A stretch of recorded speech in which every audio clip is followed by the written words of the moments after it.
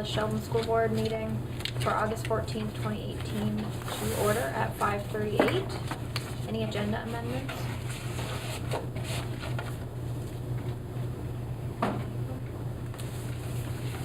Okay. Move on to comments and correspondence. Hi, Brian. I still have the same question I had last month.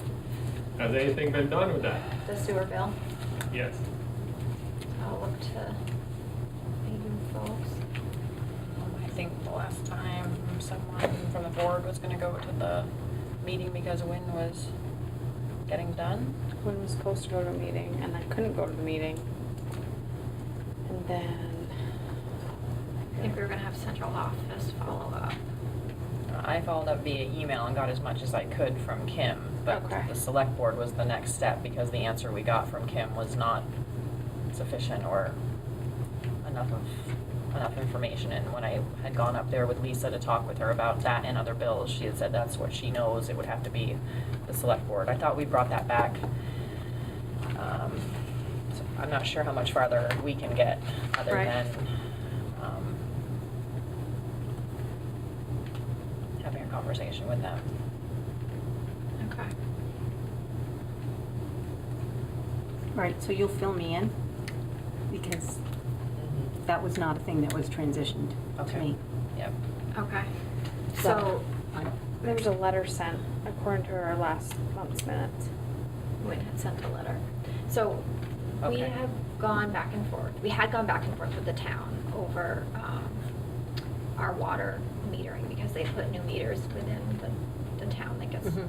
so the places in town that get town water had meters put in. Correct me if I get any of this wrong, but initially those meters, they weren't using those meters to bill people. People were just getting billed a flat rate, and it was our feeling that we were being overcharged. Mhm. And so we sort of went back and forth for quite a while, and so then we were able to get that resolved, and we're now being charged what we are using.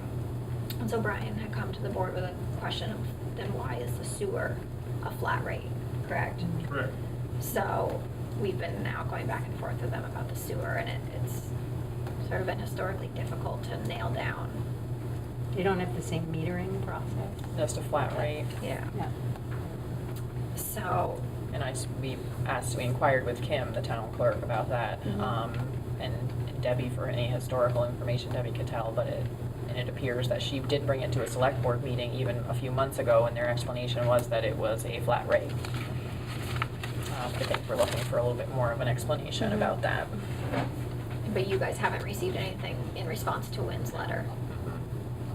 Do you know that Wynn sent a letter? In the minutes it said Wynn will, but I don't know if Wynn did. So, you can reach out to the select board and see if they received it. Mhm. I can do that. Okay. Yeah. I mean, I can do it. If sure, go right ahead. Because I can also hunt for a letter now that I'm aware of it. Um, But I'll start with the select board. Thank you. So if you reach out to them, I don't know if you can, if you want to call, you're more than welcome, but maybe also putting something in writing so that Mhm. it goes to them as a public correspondence, so that it's in their minutes and we can follow up that way. Absolutely. Because, right, I went to the select board meeting on a different article of my own, Mhm. and I asked about that, and they said, nobody's been in, nothing. They, I have no idea if anything, Hmm. so it's like, Well, I know Wynn did attend a meeting. Mhm. One of you went, or? Just Wynn. Just Wynn, okay. But that was That a was on the few water. months ago, yep. Not the sewer, right, okay. because the select board, I asked them. But they Kim, had- Kim inquired then following that, Kim inquired at another meeting for the board, and that was the answer that she got, was, It's just a it's just a flat rate. Yep. Mhm. So what we're sort of looking for an explanation Yeah. on is why is it a Why? flat rate? Mhm. And why isn't it metered in the same way that the sewer or the water is water metered? is. I think Brian is thinking that there should be a more direct correlation between the water usage and the sewer billing. Mhm. But the other thing for me, it's like, if nobody attends the select board meeting, when you read the minutes, nobody was there. It's not in there. And then, they'll just say the correspondence, go back and forth. That Mhm. doesn't tell me nothing. unless I can read all the mail. Because when that happens, if they don't note it in the minutes, it's Mhm. not, If it it's doesn't not- happen. If it's not an agenda item that they discussed, it's not reflected in the minutes. Right. Yeah. So for me, looking at it, it's like, nobody's gone, you can read the minutes, nobody's attended that, and I asked them, and they said, nope, nobody's been in. So if we send public correspondence, I know that if we receive it on our board, we include it in our minutes, and I would expect they would be under the same standard. So if they get something in writing, they should be including it. It's one of them things, if it's not a topic that's being discussed, and nobody's there discussing it, and basically it doesn't get recorded in the minutes. Because when they look through the bills, they just, so you sign the orders, and what the orders are, they don't specifically list all the orders, so it's like, nobody knows what that is unless you look at it. Right. Are you on town water? Remind me now. I'm just wondering what residential people who have residences who are on town water, do they pay a flat sewer rate as well? For right now, they do, You do? but they pay the meters and whatever, but we're charged, the school is charged 24 units. The residents only charge 1 unit. Right, right. And I know we use more water, so it's like it should correspond to how many units you got, how many units of water you got, it should be how many units of sewer you got. So we'll get clarification and we should have, I'll reach out to Kim and see if there's been any correspondence, whether it was sent or not. Unfortunately, this must have just been one of those things that crossed in the transition, and I'll see what I can do. And the other thing with her, she's just a clerk. Right. She's not, No, she works for the select board, but if they haven't received anything, then I can reach out again and see if I can find, if there's a letter, go from there and see about addressing it to the select board if that's what the board, sounds like that's what the Yeah. board wanted, so Yeah. I can do that. okay, thank you. second question, Yeah. are we done paying the bills for, what, 2018? Yes, we are. So there's a, to say they're accrued, there's a cutoff date now, right? There's not really a firm cutoff date, no, but we think all business has been taken care of. We don't have like a drop dead date when we say books are closed, no. Our audit is scheduled for the end of the month. But I think all business has been taken care of for fiscal year 18. So it comes back, my question is like, okay, at the end of your orders, that should be the amount of money that's left in the checkbook? No. I'm not sure if the board wants me to go through that again, or, Is this the same question as what's matching up with the town versus what is on the books at central office? Well, the town orders and the school orders are different, but it's like, neither one correspond as how much money is left in the checkbook. And my question is why? And it's, you're saying it's accrual, but we're all done paying, so such and such a line should be 1 year and the next line is the next year. again, I'm not sure what you're looking at. If you look at, I think you're referring again to Kim's town report that she reports out to you, and she shows a warrant amount, which I believe she's taking what's brought to the board for approval preliminarily prior to checks being cut. And those checks may or may not end up being cut. There may be changes made after that are brought to the board again. A check might be returned. We know that in the warrants, we don't include things like vocational tuition. That's a very large sum of money. We know there's an issue with accrued wages not being reflected in the warrants until the checks are actually cut. So that's the accrual basis versus the cash basis. So no, I can't speak to her report and what she's including in that number. What I can tell you again, Brian, is that if you want to know what the school district spent for expenditures and what they took in for revenue, and what went through our books, then I can give you a copy of their audit report again, which will be much earlier this year because it's actually coming the last week of August. So we're currently preparing for that as soon as we're done with stat book. But my question is like, okay, the revenue, that's what's put in the checkbook, and the expenses, what comes out of the checkbook? Yep, which is exactly what would be reflected in our audit.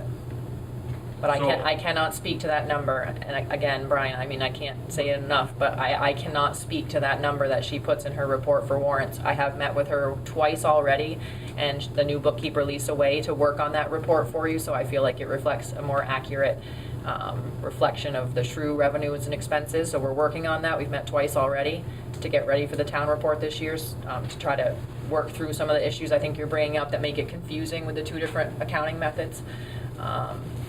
And I will meet with her again. We're still working on it, but I understand your point, but I think the number that you're trying to tie it to may not be the right number. If you want to tie the revenues and expenditures, to actuals, you need to look at an audit report and our revenue and financial report. Does that report reflect the money that's in the checkbook? It reflects things that go through the checkbook. So, at the end of your report should be, if there's $500,000 at the end, there's $500,000 in the checkbook. Not necessarily. It can depend on any given point in time, checks that have cleared, checks that haven't cleared, checks that cleared in a different year. Right, I realize that. But you should be able to backtrack out the ones that have cleared or not We cleared. should, but you can't use that warrant number that you keep trying to tie it to. That's not the right number to use. We've got to use because what comes through in warrants may or may not be an accurate reflection of the expenditures. It's not that we're not following our process, because all bills that get paid do come to the board, but there's some business functions that happen, some back and forth sometimes with natural business transactions that come into play there that can make significant differences. And then again, the two other large ones that I can think of is the accrued summer wages, which are never part of the warrants that come to the board. That's teachers being paid 3 times in the summer, which is a very significant amount of money. So that would not be in the warrants. And then the other thing I can think of is vocational tuition we are required by state to reflect that in our finances on our end, but that's not a warrant that comes to the board for approval because it's truly just a paper transaction, not even a paper transaction, like a false transaction that just happens behind the scene. So there's a lot of things to come into play to that number. So you're saying what the teachers get paid during the summer is not on the warrant? Right. No. How do we know You approve, the what the board. number is? The board approves the contracts to be paid for the year, and we pay based on those contracts. And so what you're saying, Laura, is that to get that true accounting, you would need to look at the audit when it comes out. If you really want to know what the true truly the school brought in and what came through and what was paid out, I would look at our audit. And I'm trying very hard this year to meet with Kim and to work so that treasurer's report, even though they're working on a cash basis and we're on a modified accrual basis, it makes more sense to walk through to get to a good balance of a checkbook. What do you to say if I look at the checkbook, you're saying the revenues are put in the checkbook, so whatever there is in the checkbook should be the total number of revenues? Theoretically, yes. But again, I can't it'd be speak the to same what thing with the expenses. you're speaking to a treasurer's report that I don't create. So that's what we're trying to make our business office be more involved with that report creation, so that it's an easier to walk you through what we're doing and what she's doing and make it come together. Right. I'm not, as where the report comes from, I'm not really concerned about. It's what money's in the checkbook. Is that's what we For instance, income and expenses. For what's in the instance, I check? could have a hot lunch check that I reflect in my finances that doesn't hit her checkbook for a month. Because I could reflect it as soon as I get it at the SU level, because I want to get it into fiscal year 18 business. But until she actually deposits the check and it makes its way up to Franklin, which it shouldn't take that long, but it could potentially if the mail didn't go or whatever. But it could be a couple weeks where, and that could cross a year where the check doesn't get deposited in the same year, but it's revenue I wanted reflected in this year. So but that's just like one example of, I mean, when you have a $6 million budget, different things that can happen. But yes, I mean, yes, theoretically you're right, but we have to make sure that the number you're using for a checkbook balance at the right point in time and the expenditures that you're trying to use and the revenues that you're trying to use are true to what we actually have going through the school district financials. And the other pieces I think that are hanging out there are the hot lunch account and the student activities account, because those are other bank accounts that we know exist that haven't always been reflected in the treasurer's report, and so we're working on that also so that you're seeing the full picture. So we're working on it. I just think it's difficult because of the two different kinds of accounting, which is what that page in the town report is sort of trying to outline, but I think it's still confusing, so we're trying to make it less confusing. Right, I realize there's two different kinds of accounting, but we still pay everything's paid out of the same checkbook. Regardless of the accounting practices, everything's paid out of one checkbook.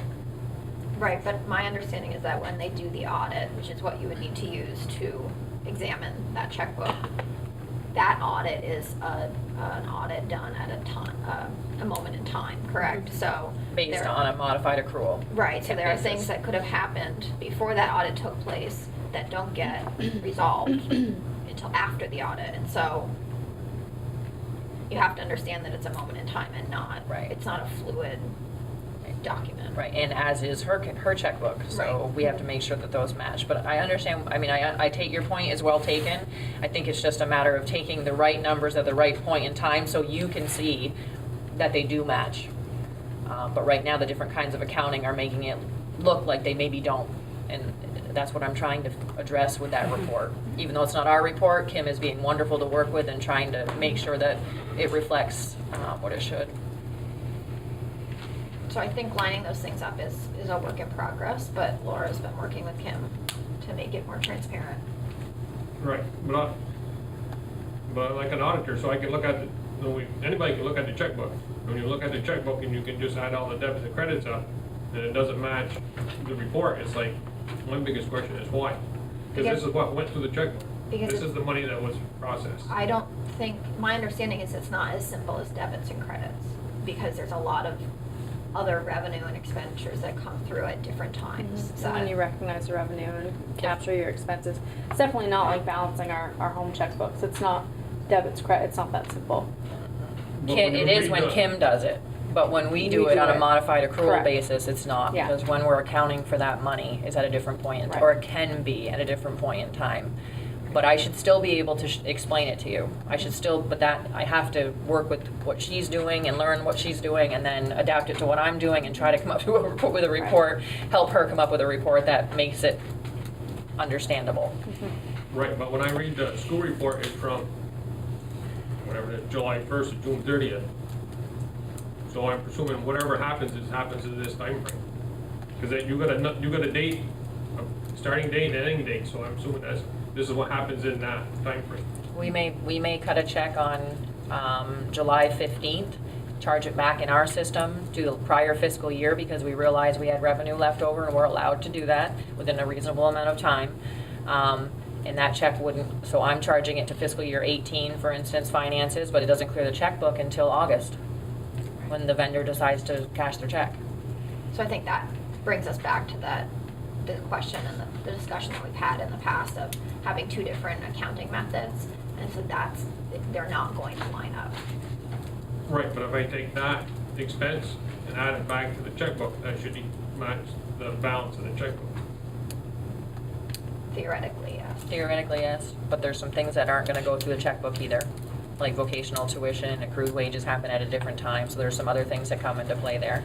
And you cannot use the warrant amount specifically to try to tie into the checkbook, because when we bring warrants for approval, or when we bring checks for approval, or bills for approval, I should say, some may or may not get paid just as they are. We may bring them back again because there was an adjustment. They could show up 3 times in a month because there kept being some kind of an issue with it. There could be a late fee, they could have a credit, something could be returned. And that's why I bring you these now after things have been paid to show you what truly was paid. Yeah. We're working on it, I think. Yeah.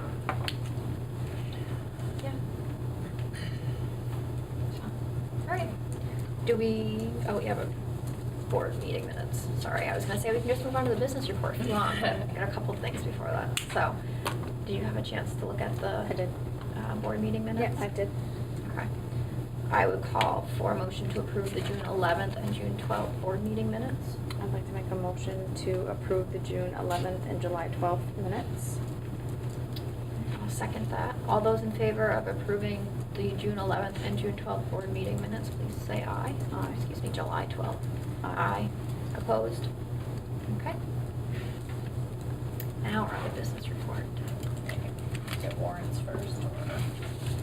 Sure. Thank you.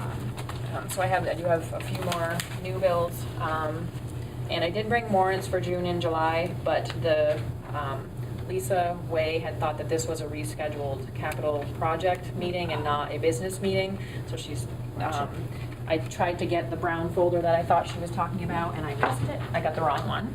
So if you want to table these or if you're comfortable approving them, these are bills that you've approved, and there is backup here by category and shows you what's been paid. But if you want to wait until you can actually see the bills attached to them again, then that's totally fine. These are new bills that need to be approved. So that's June and July. That's totally up to you how you want to handle that.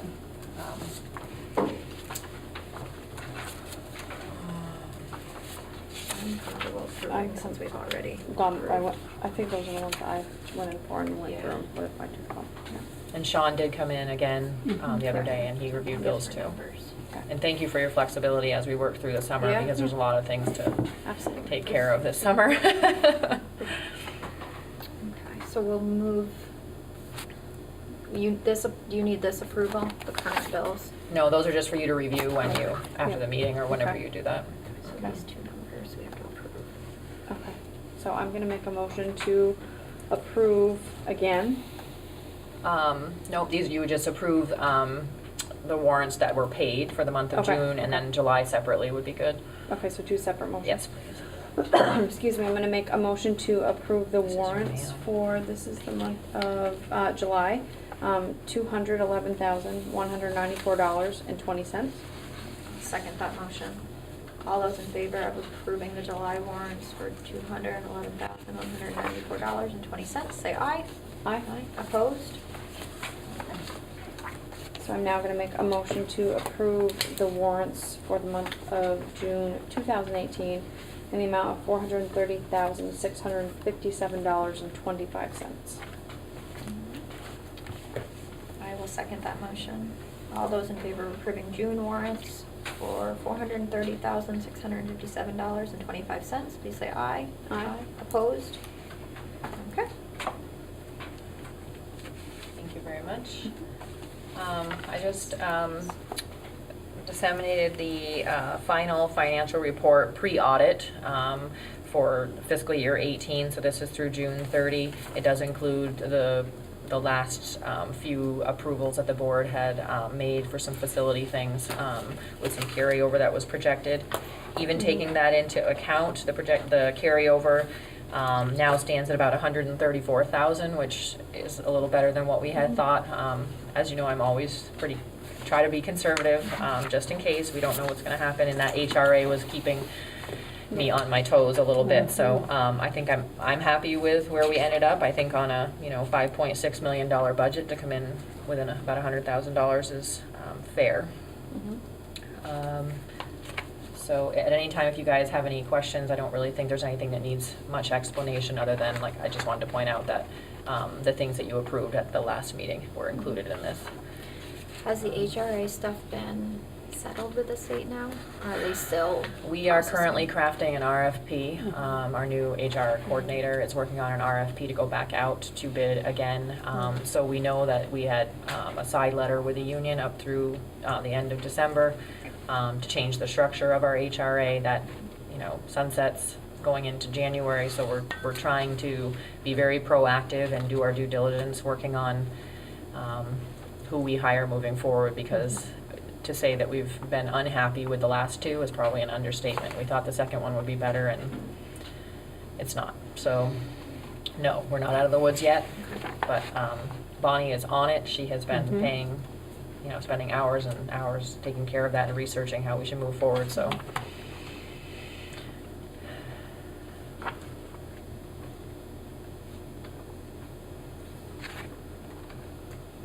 Our hope is that in January and by February, we should be in a better place. What do the initials stand for? Health reimbursement arrangement. So I want to make sure I explain this correctly. The HRA company that the state had contracted with. They didn't contract with them necessarily, no. No. There were some that were vetted that could handle this kind of school district business. Okay, and so school districts contracted with this, Yes. Right. company, and the company found, once they had contracted with everybody, that they were unable to fulfill the contracts. They couldn't keep up, I guess, is. It was a Right. manual, a totally Volume of manual claims. company, and they just couldn't keep up, and it was over 70% of the state that chose to move that way, yeah. And so then we moved to another company, but it has not. And that was the one also, again, that wasn't recommended, but it was definitely an option, a viable option, and that has not come to fruition either. So there's been this like mad dash to try and make sure that people, so they use a card to get reimbursed for health expenses, to make sure that those keep getting paid as we've moved, and not just us, but 70% of the state, you said. Yeah. Teachers are getting the money that they need to be reimbursed for timely. For medical expenses, it covers their portion of that, not OOP, out-of-pocket expenses or whatever. From the new health insurance plans that were less expensive that we moved to, they had a higher out-of-pocket, so that we negotiated an HRA or a health reimbursement arrangement to cover, to make it kind of a more even plan. But we've had, it's the third-party administrator that she's talking about, the third-party administrator, the company that we hire to administer this. The last two have not been able to fulfill their contract to satisfactory. Is it somebody that district hired, or is it somebody that state hires? We hire them, but the whole state was working on this together, so it wasn't just like Franklin Northwest chose this company. Many school districts and supervisory unions in the state chose these companies. So now we're gonna do it ourselves. We're gonna not administer it, but we're gonna go out to bid ourselves and do our due diligence ourselves, and we'll follow up with the state too, but we need to do some work. Yeah. Okay. So I don't know if you want to accept this. You don't usually approve it necessarily, but sometimes you accept the report as it was presented. I will make a motion to accept the revenue report for FY18. This? Yes. Yep. The final one, yep. The final report. Yeah. I'll second that. All those in favor of accepting the revenue report as presented, please say aye. Aye. Opposed? Okay, thank you. And I'm hoping at your next meeting, I will have your first financial report for fiscal year 19 if we get these stat books and the audit done. Can I get a copy of that? Of this? Yeah, once it comes to a meeting, it's public information. Yeah. You want mine? Well, it just come to the meeting, right? You just approved it, right? Mm-hmm. Yeah. Yep. You want mine?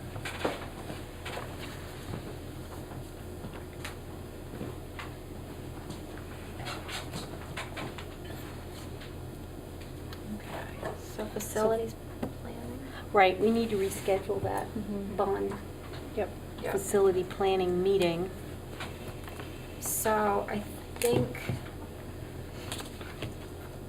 my thought would be September, but maybe I'll sort of put it to you folks since your schedules are a little more full with meetings than ours. The week of the 17th was not going to work, right? Because that's quite a few board meetings that week. The week of the 11th is 3 meetings. The 17th Yes. is also 3 meetings. The week of the 24th. What does the timeline look like for developing a bond vote for town meeting? We have plenty of time if we start the discussion, so it's not that. I just think I think the first thing that has to be done is to involve your facility director and identify and go through that assessment and say, you know, how big is this going to be, or what's necessary. I Right. think that's the first thing we kind of need to identify. But I don't know the exact timeline. It's a few months for a bond vote. It's a little more extreme than a normal, capital article. Yeah. But we definitely would have time if we start, Okay. September, October. Okay. Mhm. Do we want to look at the week of the 24th? Yes, I'm just looking through each week. Yes, let's look at that week. I'm just trying to find, okay. So that week is open for evening meetings. And you were trying to do it around 4 last time? Was there a reason for that? Was that for? It was supposed to be a longer, like a 4 to 9 or a 4 to 8 meeting, so we had time to really work on Really dig how into we the wanted to report. move forward and what we wanted to prioritize, I think. Do you want to do that again? Could we push it back a little bit? That would be, I don't, Would 5 work better? better than 4, yeah. Okay. Is that, You want to do like 3 hours, 5 to 8, and then if you need another, when you need a part 2, you schedule that. I mean, Yeah. it's not like it's going to be a one and done kind of. Well, right. right. All right, then I'm going to put it in my calendar so we can. And what day did we want to do? Sorry. Do you want to do Tuesday the 25th, Wednesday the 26th? I'm open either of those. Mm-hmm. Tuesday work for you? Yep. Does a specific date work better for Hazen? Do you know? Well, Right. he's probably going to be out, Oh. but because he's having surgery. But he said that he would come in. So, I mean, Does he come back like the next week or something? I don't or- have it on this calendar, so Oh. I would have to look it up. But I told him mid to late September, and he said he would just have to come in. So I can check with him. Okay. Yeah, maybe we'll schedule it, Let's- and if it's Tentatively schedule Yeah. it now, and then as we get closer, if we need to, before we warn it, we would Yeah. double check to Yeah. see if it needs Yep, to be I'll pushed check with him out. tomorrow. Okay. so the 25th at 5. Mhm.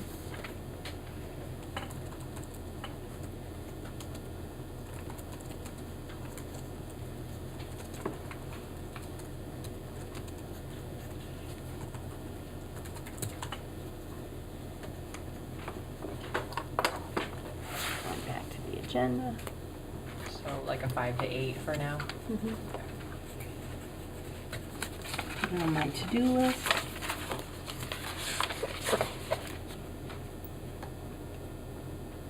Are we moving on, or do you want to, is there, No, I think we can move on. okay. Okay, so the paid meal. Okay. So, you remember me talking about paid lunch equity? I don't want to bore you to death with that spiel again if you've already heard it or you remember. I think it would be good to hear it again. 'cause Okay. Mhm. I don't know if you've ever So, gone through so that. because you have a food service management company every year, the board does get to set your paid lunch prices. That would happen regardless, but because you have a food service management company, we're required to complete a paid lunch equity calculation. And that calculation basically is ensuring that we're moving your paid meal prices towards the state target, which is for fiscal year 19, $2.92 for lunches. And what that does is, again, ensure that the money being sent to you from the state and federal government for free and reduced price meals isn't subsidizing the paid price meals in your program. So for the last 7 or so years, we have been moving towards that target, but as the target just keeps going up. But as long as we're showing sufficient movement, and we do this calculation on a rubric that the state sends us to ensure that, then we satisfy the requirement. The board can choose not to do that, and they can set the meal price at anything they'd like. That's a board charge. But if you don't choose to increase this 10 cents, which is what this year's proposal is, then you may need to find another funding source to subsidize your program to prove to the state that what I said can't happen isn't happening. So I'm asking, based on the paid lunch equity calculation, that Sheldon move their hot lunch price from $2.45 to $2.55. It has increased 10 cents basically the last 3 years in a row. But I can tell you that $2.45 is much lower than a lot of places even in our state.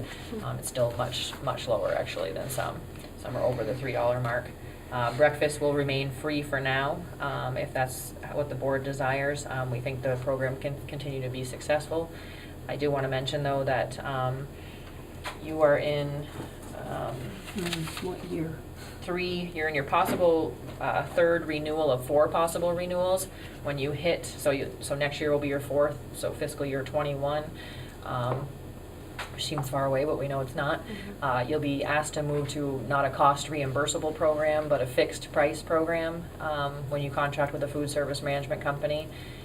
That's something the state is now telling us we have to do. So rather than showing all the expenses, showing all the revenue, and the program keeps the rest, you will be paying a flat meal price to your food service management company, and we'll have to launch an RFP in that manner. From Highgate is currently going through that, and from what I can see right now, it's kind of like our pilot, and this is the first time the state is doing this. It looks like programs may not be as flush, but we'll see, and we'll monitor that, and hopefully by the time all of our schools are on something like that, and we'll have a better understanding, we'll be able to maybe negotiate something a little different, but it's new for the food service management companies too. So when that excess money goes back to the program, what is it used for typically? Like, It can be used for anything that's involved with food service, health, or wellness, but primarily we use it for equipment in the kitchen.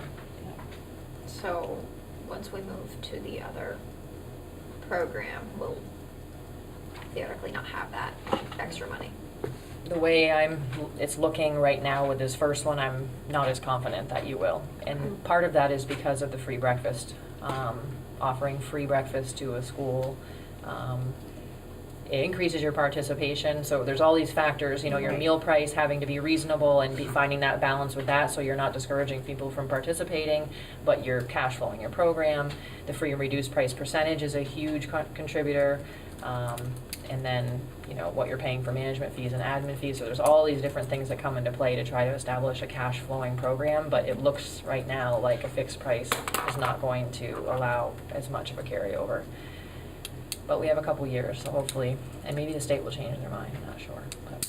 Did the state, I think I know the answer, but did the state give any indication when they introduced or proposed this change for schools, how schools should fund those, like equipment or health and wellness? No, they didn't mention that. It may not result in a more money for school programs. I think it's easier, is my opinion. It's right now when they come in to do a monitoring, and when we have to have every month, there's literally stacks of bills and things that have to be accounted for and then backed into the reports. And now it'll just be 1-page invoice that says you served 4,000 meals and we're charging you X per meal, and that's what you owe us.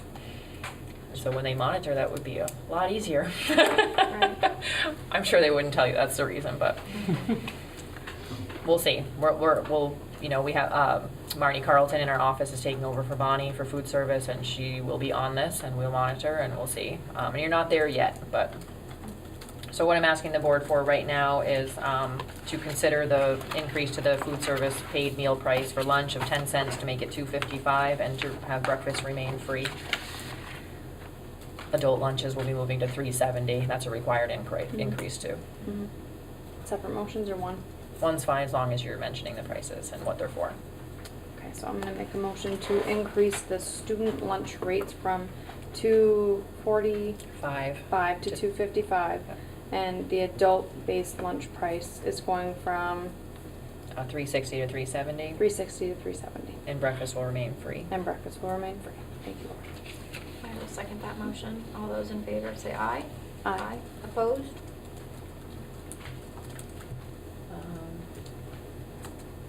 This is, I guess, is a small amendment. It's along the lines of food service. I just wanted to make you aware that your admin fee and your management fee for your food service management contracts, in your original contract, had to be stated if there could be an increase or not in a renewal, and that didn't require us to go back out to bid.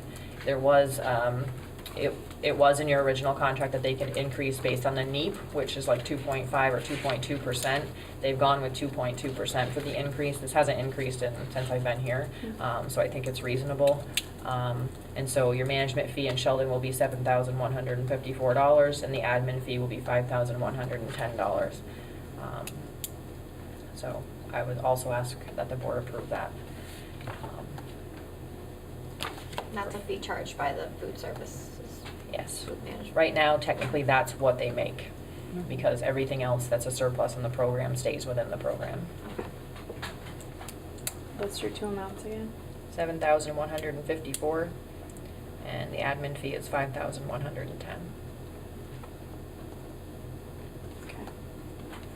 I would like to make a motion to approve the management fee to the food service company of $7,154 and the admin fee of $5,110. I will second that. All those in favor, please say aye. Aye. Opposed? And you would actually already sign that, Julie, but I just feel like it should be noted. Yeah. Mhm. Tractor lease revised payment schedule. I don't need a motion or anything for this, but the payment schedule for your tractor lease had actually, in the original documents, had a payment schedule of after July 1 for the first payment, but then when they sent the updated documents, when we actually processed, it said a later date, so that's what I had you sign. So nothing has changed as far as interest being applied, but this one now reflects July 10th as the first day. And so the bank is asking that you sign a new one. I didn't bring the old one, I should have, but I didn't. I'm sorry about that. But the payments will remain the same, the terms are exactly the same. Do we need a motion to? No. Okay. Because you've already been authorized Yeah. to sign it, Yes. correct? Yeah. Okay. And fuel tank documents. And I'm not sure I can talk much about these fuel tank documents, but we had, Clarence, you do business with Clarence Brown's, and they had originally sent us, thank you, I think Lisa might have brought these up to Hazen. Because you are doing business with them and because you now have a tractor that requires gasoline, there needs to be a tank here diesel, okay. Yeah. So there's a tank here. They were going to require us to sign a loan agreement to have the tank here, but we called and we inquired about that because it looked like a very formal document, and they said, you know what, don't worry about it, it's already there. So that's taken care of. The fuel tank document, the other one is just an agreement to do business with Clarence Brown's like you would do for your personal, for your home, saying that if, when they deliver fuel, you're gonna pay for it. So I would ask that the board authorize one of you or somebody on the finance committee to sign those documents when I get them back from Lisa and Hazen, and I'll probably just bring them to the next meeting. Do we go out to bid for that service? from For Clarence fuel Brown? prices? Yeah.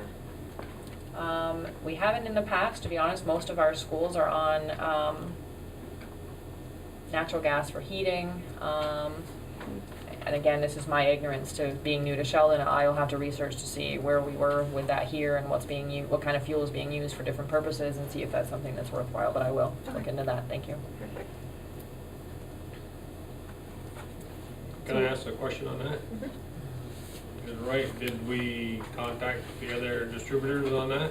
That's what I was just asking. Does it have to go out to bid? So she's gonna look into that. I'm assuming that you typically, if your facility director does that before they would order fuel, they would solicit different prices. Not a formal RFP process, but depending on the usage, we could. So I'll look at that and see. Okay. Because I was heard the tank just got dropped and they just come filled it.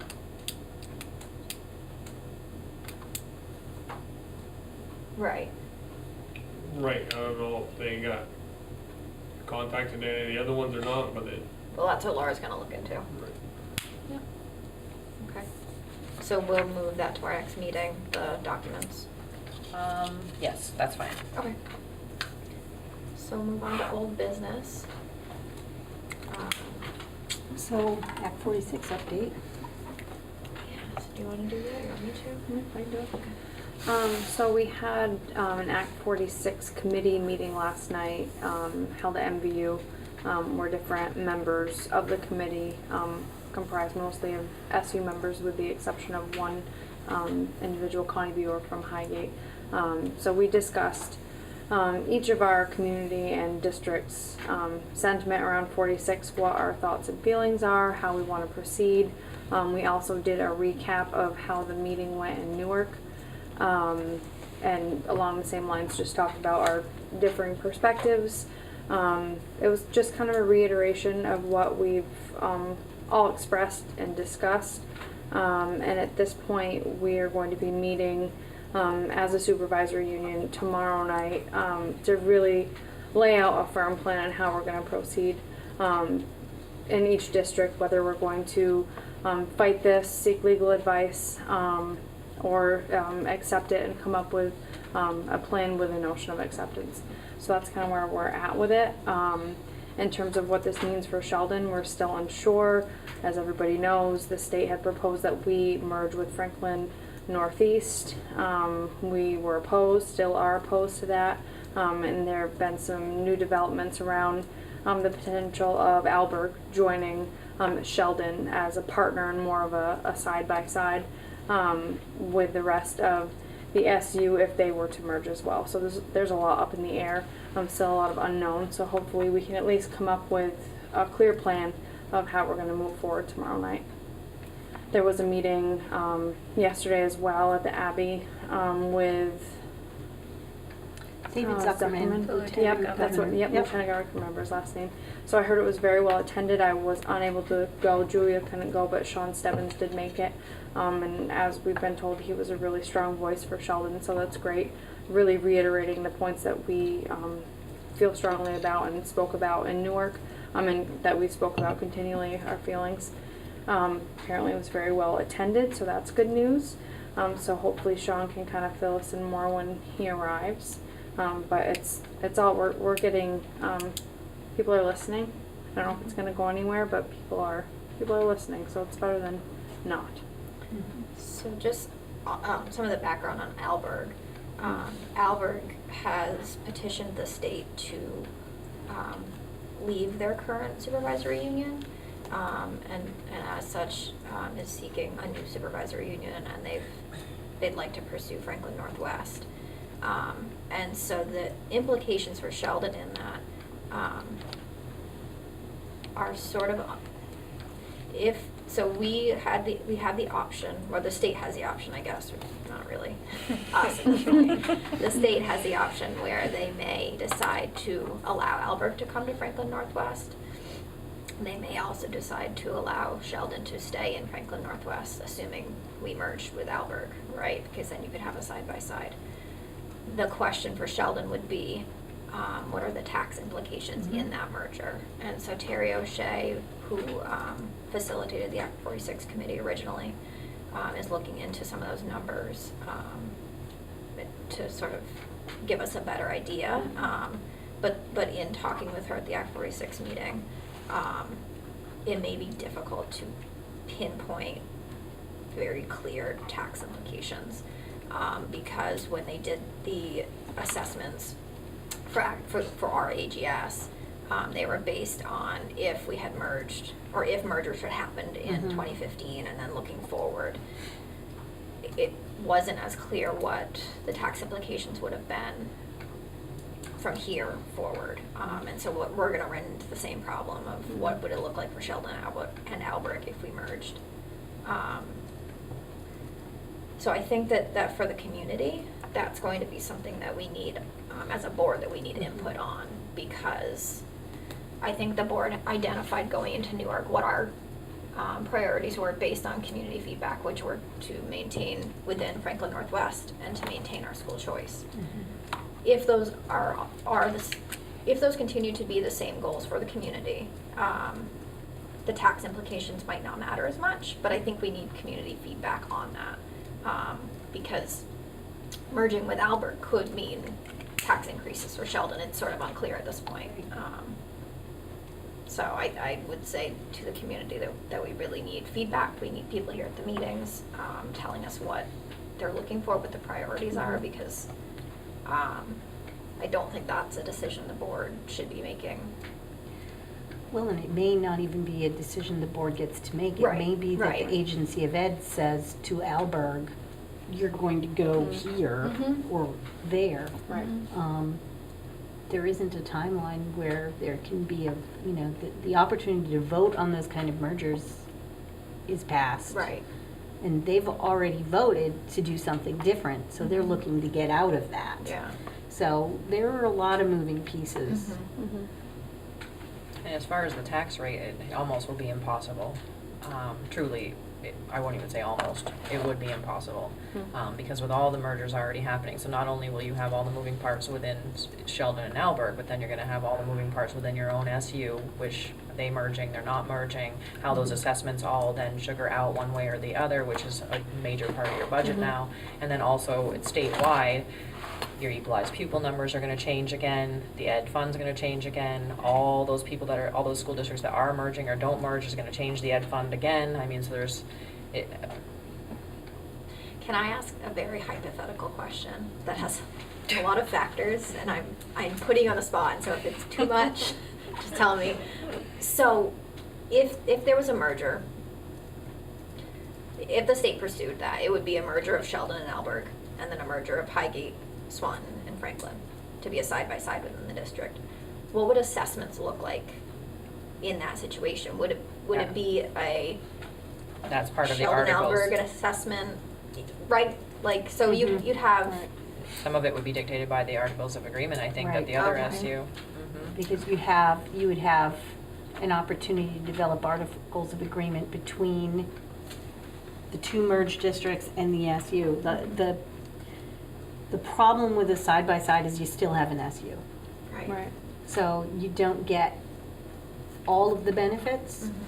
and you get some of what people are concerned about. So it's, but there are pros and cons to everything, obviously, but one of the cons would be there'd still be an SU assessment. Right. There would still be a special ed assessment, there would still be, I think, all those things, so centralization Yeah. of those functions, business functions and all of that would still be happening, that you'd be, reaping the benefits for, but Which is going to happen no matter what. not as, Well, I think if that's what they're fighting, but. But if there was For Sheldon. so if there's no change, then there wouldn't, well, no, there Right. still would be. Well, But so for they- Sheldon, there will be no matter what, right? Unless they Because- accept our AGS, unless Right, they unless- decide yeah. that they want to go against the secretary and accept the AGS, which But even is that, there's unlikely. assessments to the SU. You're still in an SU. Right, Right, but but it the would stay the assessments, same. if we merge, we know Would that be the the same. assessments and the way that they are assessed will be impacted. That will be It in will look different. Right. well, there won't be assessments, but right now you're paying based on rubrics for all your different assessments, and you'll still be paying those, but the rubrics might change. Right. Okay. I guess what I was thinking is if there was a merger with Bakersfield, Right. Berkshire, and then Franklin Northeast, there's still the You same. still would have it would just be a different It's a different assessment, impact. and their metrics Yeah. might be different. Right. Who knows? I Right. assume they would be. What makes it really hard with Sheldon and Alberg is the school choice piece. I'm not saying that's a bad thing to have, but from a financial tax rate perspective, Yeah. because we all have seen what a couple of kids moving or not going Right. to a high school can do, and if you have two schools full of kids that have school choice, then it's that much, let's multiply it that much more. So it will be difficult to, budgeting will be tricky.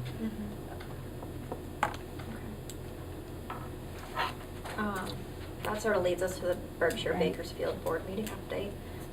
Bakersfield and Berkshire had their board meeting last night, but last minute I was unable to attend. But I've emailed back and forth with Jean Marie Clark, who's their board chair, and we are going to talk on the phone sometime this week. What they're looking for is what are what is Sheldon's plan? You know, what are we looking for? What are we hoping? She said, you know, we know what went on in Newark, but we just want to get a clearer idea of Mhm. sort of what your next steps are. So I'll communicate with her, and we'll sort of go from there. I think it's hard to, there's a lot of moving parts for Mhm. Sheldon, and I think it's hard to, we're trying to plan in 3 different ways, basically. Mhm. Whether we keep our AGS, whether we get merged with Franklin Northeast, or whether we get merged with Albert, Franklin Northwest. So Mhm. we will, I'm sure we'll have more after tomorrow night's meeting too. So. So we're on to new business.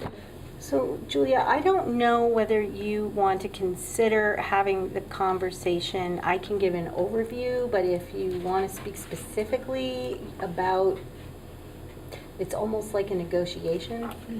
And certainly an area where one or more parties could be put at substantial disadvantage because a family is asking, so that may want to go to executive session, but I'd be in public session on camera. I'd be happy to speak to it generally. Is that something that sounds, that's how the other school boards have handled it, because this is a request that's gone to multiple school boards. Okay. I think if you want to speak about it generally in open session, but I think if we're going to discuss students, Right. I'd want to move to executive session. So you have a letter from a Sheldon resident requesting for the Sheldon School Board to pay tuition to Swanton Elementary School. They have asked for that tuition to be waived. There was initially a request and an answer from the former superintendent, and that was following your policy on the admission of students who are non-residents. So for them to continue, they were told they needed to pay $12,000 and plus in tuition. And that was accepted, but now as people's family circumstances change, that's not necessarily something that they feel they're able to do right now. So they asked for a waiving of the tuition. That was not approved. It was for a lot of reasons, mostly because of precedent and choosing to follow the policy. And then there are 2 residences in the family, so Sheldon is one of the family residences. So I think more than that would start to get personally identifiable, but that's the issue. And we are talking about the expending of public dollars for a student's tuition, and that's one reason why I think it may be something to discuss in executive session.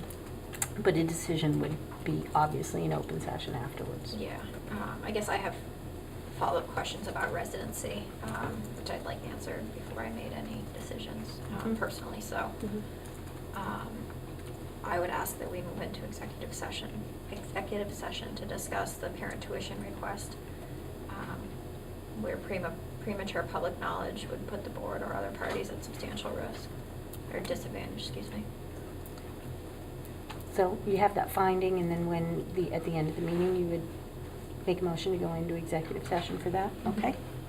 Thank you. Yeah. So we're on to principal's report. Right. I apologized to Julie when she came in. I didn't even do my board report until today. I was like, oh, a board meeting, oh, a board report. So I apologize about that. I did send it to all of you. It's a Google Doc shared. So first off, a big thanks to Hazen, Danny, Rodney, and Deb for all their hard work. This summer seems to get shorter and shorter in terms of the work that's being done around the building. And Sheldon is a popular place for trainings. And so I often make Hazen's day by saying, oh, and by the way, 30 people are coming up for a training for 3 days. And it was lovely for you to accommodate us. And then it was a super hot week, like we've had many of them, and the air conditioning wasn't working here in the library. So we were all crammed into another little room. It was interesting. But we're very flexible around here, and everybody's great about pitching in. But they really have a lot of work to get done, and they do a great job doing that. Deb Bovet is a para during the year. She helps sub during the summer because we also have, that sometimes people want to take a vacation with their family in the summer. And so then we only have 2 custodians to try to get all the work done. And so we do add a little extra staff there for vacations. Sheldon will be participating with the rest of the SU in the integrated field review process. This process, we have a typo right here, will require a team from FNWSU to review neighboring schools, and the neighboring schools will send a team to review our program. I think it's in the categories for the integrated field review come out of the educational quality standards, and for this, it will be around academic proficiency, personalization, safe, healthy schools, high quality staffing, and investment priorities. So this will be the first time we've gone through this particular kind of review process. And I just included the table that showed who our neighboring school partners are, and we will be participating on October 25th. That will be our visitation day. What is the review? What's the outcome of this type of review? It is part of a school report card. So there will be, you are meeting the standards in these areas, or here are some places for improvement. It's instead of just being assessed by our standardized test scores. Okay. So it's an attempt to really have a more holistic look of how well our schools are doing. I will be part of that process. They have a couple, depending on how big the SU is, that defines how many schools are in your SU, defines how many people will be on your team.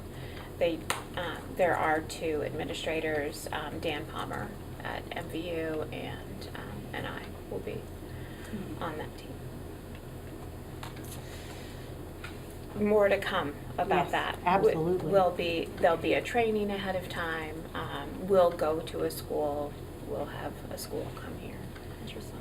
Yeah, it is. And that date is for Franklin Northwest. So the amount of time that they're actually in a building, in one building, would be very small, if at all. We'll find out if they We will. actually go in, I think the team probably splits up a little. But there's also documents that you have to provide and evidence that you have to share in all of those categories. So we will be compiling a lot of data for that, which is data that it's very similar to data that we compiled when we were looking at our AGS in terms of what is happening in the SU. So it'll be good data to have. I was meeting this week with the instructional coaches, and we were finalizing in-service plans. We have quite a lot going on, as we always do. We are looking at a new supervision and evaluation model, really to think about, how do we know when things are going well, and what support do we need to provide when things aren't, and how do we also foster creativity for the teachers who really have spent a lot of time improving their pedagogy. The rest of our in-service is really about shoring up our multi-tiered system of supports. So if we think about that as the center of all of our work, we will be deepening our knowledge around the instructional framework and building collective efficacy. We'll be looking at how we can continue to build resiliency and support a positive climate, ensure safe and secure learning environments, so we'll do a little bit of work around safety and security. And then one topic that really we haven't broached during in-service before, or really much at all during the year, but we have found it's becoming increasingly more important, is thinking about not only how we care for others, but our own self-care, and just taking a moment to step back and say, what are we doing to make sure that we are going to be able to continue this work, because can be challenging at times. Mhm. And then just the calendar highlights with Tuesday through Thursday being our in-service, and then K1 orientation, a PTO ice cream social on the 21st, and our first day with the 29th. So, when you said safety and security, Mhm. do we know when we find out about the safety grants? So actually, Julie's Oh, going to is that speak to next? I'd be happy to fill you in. I didn't have that information tonight before I got here, otherwise I would have put it in my report. Okay. All right, thank you. Where am I? So I hope you all got the superintendent's report, the newsletter. There's not a lot in it because it's summer, and a lot of what has been happening is being reported on by the various principal reports. I think what you can expect is work and updates like the integrated field review work that's happening, SU-wide and work that's happening in the various departments. And of course, legislative updates and pieces like that. So one of the highlights really that I've got in this month's report is certainly that Governor Scott has named Dan French as the new Secretary of Education. Mr. French is a longtime superintendent. He's retired fairly recently and has been leading the St. Michael's Administrative Leadership Program there. He's been a principal, he's been a teacher. I think he's been Superintendent of the Year. I think it was 2009. Dan is a well-respected Vermont educational leader. I think that is very positive for our state, given that we were unsure whether Governor Scott would choose an educational leader or not, and whether the person would be from Vermont or not. So I think we have somebody in place who understands Vermont schools and the challenges facing them, so that can only be good for us. And the other thing I wanted to highlight really was the MVU Theater Arts Camp, because that was a new program that happened this year. And there was a grant that I'm going to read to make sure. It was the Vermont Community Foundation's The Spark Connecting Community Grant. And that allowed all the participants to attend for free. We had kids from each of our school districts attending for a week from grades 2 to 12.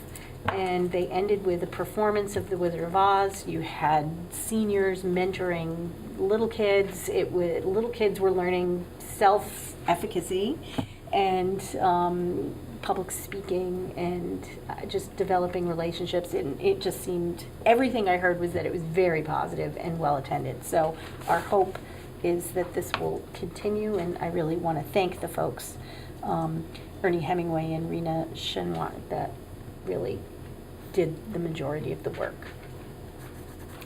So as far as the safety grant, I just received this yesterday, and I just quickly checked with Christy before. It looks like all of your strategies in the grant were approved. Yay. Awesome. So we now have that notice to proceed. We're So- getting divorced. You should be able to have all of those pieces that were in the grant. That work can start. Nice work. Yep, that's great. And it was not an easy process. I heard Nope. today. What did I do Nope. now?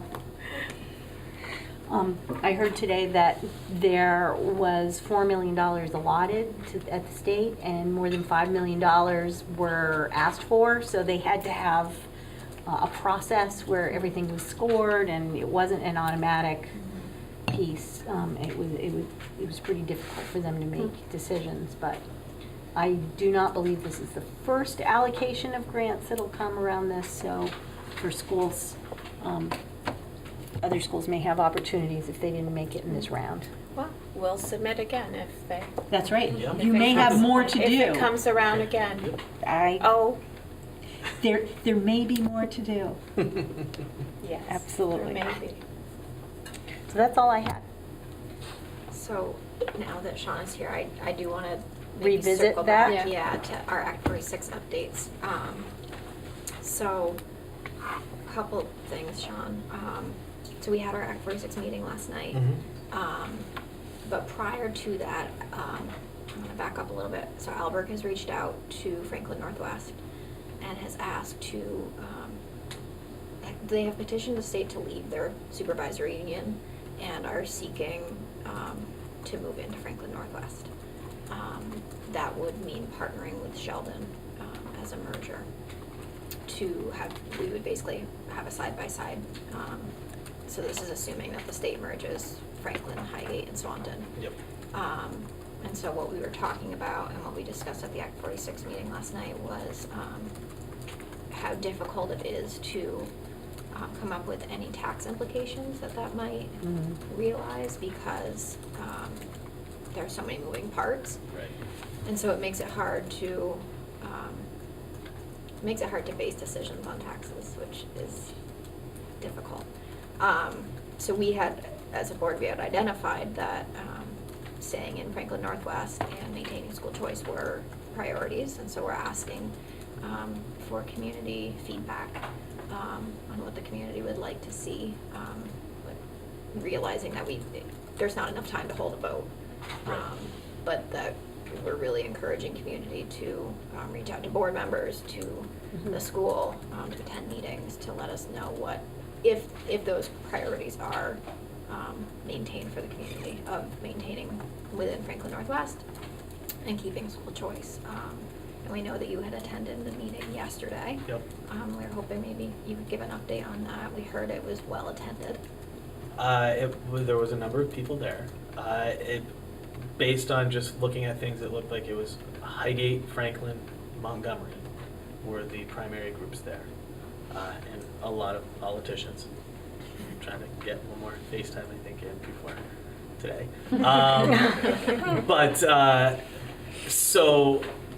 The Lieutenant Governor, he admitted, he doesn't have a lot of knowledge or background of where we are, where any of this is currently. Right. He came in just, asking a lot of questions. He also readily admitted he has no jurisdictional legislative power over this decision at all. He was there to basically listen, and he said he was willing to be a voice to raise questions and concerns.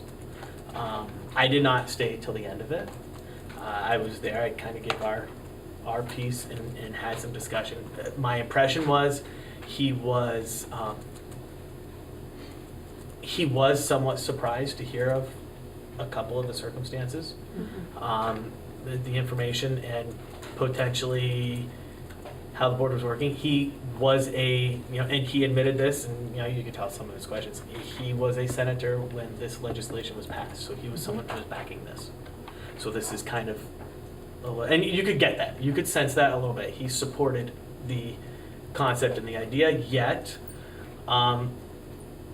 I think his idea of Act 46 is still what he thought it was when he passed the legislation, and not necessarily what it's turned into now. So I think this was good information for him to get to see where things are going. I raised, I spoke about our ideas, our points, some of the things.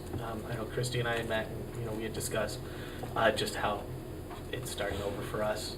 I tried to put some of the pieces of, we've done a lot of the things for Act 46. I mean, without having to merge, we've been fiscally responsible. Mm-hmm. You know, I tried to point out some of those things. Like, I know that was his stance was lower taxes. That's why it was passed, blah, blah, blah. I also pointed out the inconsistencies. And I know others were, Jay was there. He was also, you know, he was speaking. The representatives from Montgomery were there. And I was just saying, and we were all kind of talking about the fact that it's just not been, it doesn't feel like it's been evenly applied throughout the state. Mm-hmm. Some people have been given exceptions where others haven't. I mentioned Georgia, Fairfax, and Fletcher. Mhm. They get to stay put. Why can't we? Mhm. I also, I don't want to say I stepped in it because, you know, I kept it, but I said, we're willing to do a side-by-side. I threw it out there at that point. I figured at this point, Yeah. Mhm. that's So- an option that we're looking Right. for. Yeah. We want to stay in Northwest. And he said, why not? And then I left it there because I didn't want to get into the full details of why that wasn't proposed. But, so I'm hoping, I don't know, what was it? I don't know if it was Megan or Margaret, his chief of staff. She was part of some of the emails too. I can't remember her name exactly. I know it's through the email thread that Jay had with us though. I think I've seen her name through there. Mhm. Between him and her, I'm hoping maybe they get back in contact, or at least the Franklin, you know, we can stay with them. And he said he'd be willing to, at least when I left, he seemed pretty positive and willing to raise questions and at least advocate a little bit and figure out what are the motivations behind the board's decision. He also wasn't completely sure of who actually had or was going to have final say in this. Like, Wow. is it the governor just saying we're doing it? Is it going to be the, like, he just didn't know who's pulling the strings exactly at that point, who's going to be given kind of the exact final say in it. But again, he's not, I don't think, completely involved. I think he's maybe going to get there now, but he Mhm. wasn't as invested and involved in it as. So, I mean, it was another opportunity for us to express our point to someone else who potentially will advocate for us. And, you know, maybe we get our information out there again, send it again, you know. There's a new secretary now, you know, keep on going into other people and just seeing what we can do. So, it was positive, at least while I was there, it seemed it, so. Well, I appreciate you being able to attend. I think, like you said, anybody we can talk to about this, Yeah. the better. Okay. So, so our future board meetings, we have a Sheldon board meeting September 11th at 5:30. We have a Franklin Northwest board meeting September 5th at 6:30. And then we also will have a bond meeting on September 26th, Okay. 25th. 25th. At 5 o'clock. We just scheduled that now. What day is that of the week? That's a Tuesday. Tuesday. Will that work? Because all it is penciled in my calendar, really. That's, Well, Tuesdays, Thursdays, and Fridays are harder. well, What's it? there's So no it's reason the why we couldn't do a 11th Wednesday. and the 26th, because I know we have, those are when we have practice every night of the week. Tuesday, Thursday, Friday, or every week, Tuesday, Thursday, Fridays. We picked that week because the other weeks of September have multiple board meetings already. That week is open, so if Wednesday is a date. Monday or Wednesday work, Wednesday would be great. we could do that, sure. So if that would works be for the everyone else. 26th. Wednesday works for me. Emily? As far as I know. Okay. Laura? We don't know about Hazen anyway? It's one more day. It's one more day. Gives them another day to. All right, I'm gonna unplug this and change it in my calendar while I'm right here. Okay. The next thing was anticipated executive session. We have some contracts as well as that student matter. So I would entertain a motion to enter into executive session to discuss contract issues and a student tuition request where premature public knowledge would clearly place the board or other party at a substantial disadvantage. And I think when we're discussing personnel or students, that certainly applies, so. I would like to move to go to executive session. Second. All those in favor of moving into executive session, please say aye. Aye. Opposed? Thank you.